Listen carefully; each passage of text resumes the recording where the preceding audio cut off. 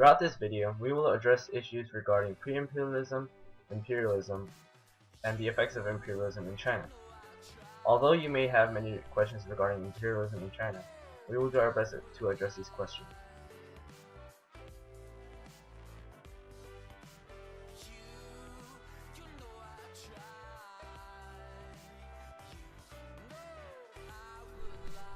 What was China like before imperialism? The origins of the Chinese date back to 221 BC when the Xia dynasty began. Before they were colonized by Britain, the people of China lived disconnected from the outside world.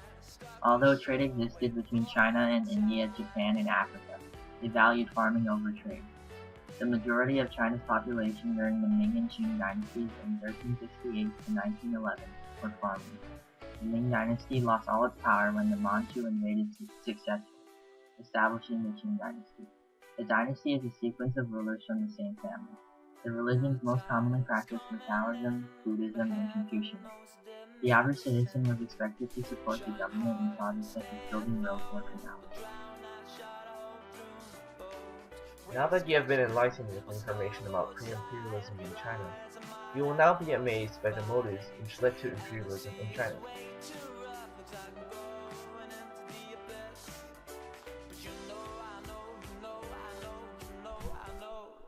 What led towards imperialism in China? The British were determined to trade with the Chinese, demonstrating a strong economic motive. More specifically, they wished to trade opium with China in exchange for tea and silk. However, the Chinese realized that opium was a detriment towards China due to the mass decrease of money, and most of the people had an unhealthy tendency to use the drug rather than to work.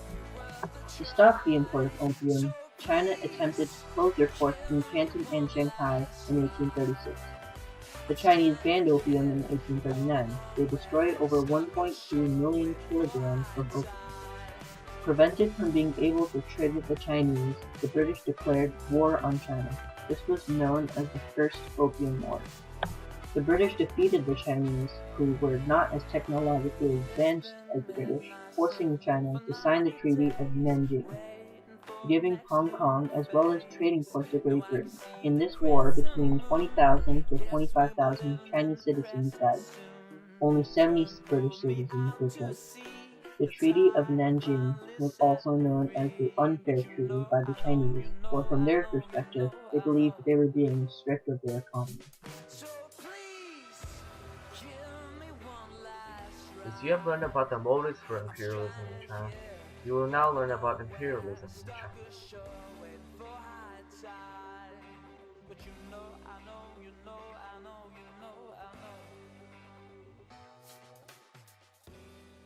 What was imperialism like in China? Since the Chinese lost the First Opium War to the British, China was forced to give Britain privileges such as the opening of 5 trading ports and the restriction the British had over the Chinese, that they can no longer impose tariffs on foreign goods. The Chinese were also expected to pay fines for their resistance. Soon enough, China had waged the Second Opium War, also known as the Arrow War, against Britain and France because of a rumored murder of a French missionary, and lost again. This time, even more privileges were granted to Britain, such as the opening of 10 new ports, right to foreign land travel in China, residency in Beijing, and freedom of movement within China for missionaries. Opium trade was also made legal forcibly by the British. However, other nations including France, Germany, Russia, and Japan constructed their own spheres of influence within China to gain trading power within, nearing the end of the 19th century. This left the Qing dynasty at a loss of economic control of their own nation. To gain a sphere of influence of their own, the Qing dynasty waged war against the Japanese for control over Korea in 1894. However, the Chinese lost. In losing, China also lost Taiwan, Penghu, and the Liaodong Peninsula to Japan. However, the Qing dynasty themselves were also imperialists. The Manchu people were from Manchuria, which is the area located in modern northeast China and parts of Russia. These were the people who ended the Ming dynasty in the late 16th century and parts of the early 17th century. The Ming dynasty were weakened by wars with the Mongols. In 1644, The Manchu people captured Beijing, signifying the end of the Ming Dynasty and the start of the Qing Dynasty.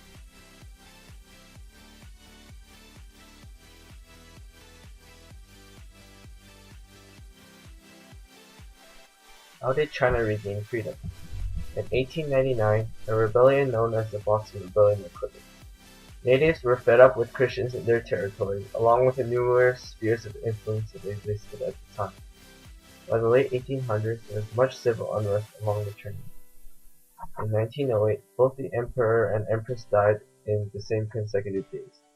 The throne was given to a 2-year-old child.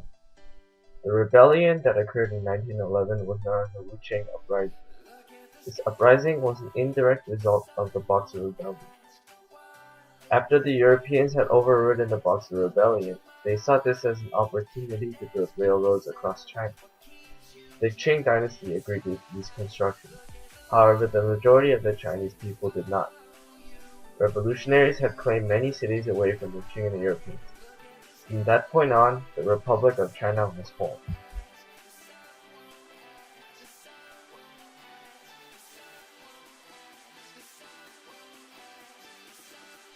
Following the independence of China, the legacy of imperialism left a deep stain in the Chinese culture. For one, many people were still addicted to opium. This meant that people were still doing drugs instead of working, and money was invested in opium rather than in other investments. The British refused to return Hong Kong to China until very recently in 1997. The Hong Kong dollar coin facing up shows Queen Elizabeth II. Many Chinese artifacts are in possession of the British or the French. In conclusion, it took China a really long time to reach where it is today.